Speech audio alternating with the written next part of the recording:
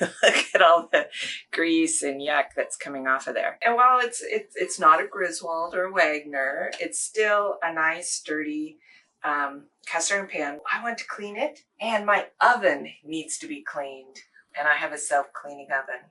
I went out and I purchased a specific brick for fireplaces.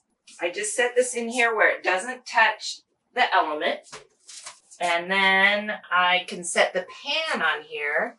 So we ran the oven cleaning cycle overnight, and look, my oven's mostly clean. And look, all the bits that fell off had iron in them, and they immediately rusted. This looks almost worse because it's red, but that's just the rust. But you can see how all of that, remember how bumpy and greasy and gross this was?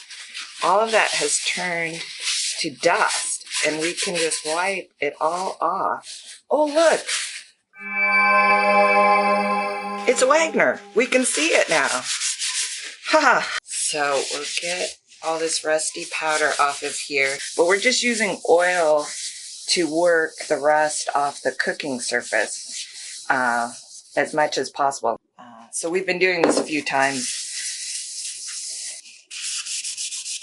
I have one of these ceramic stove tops.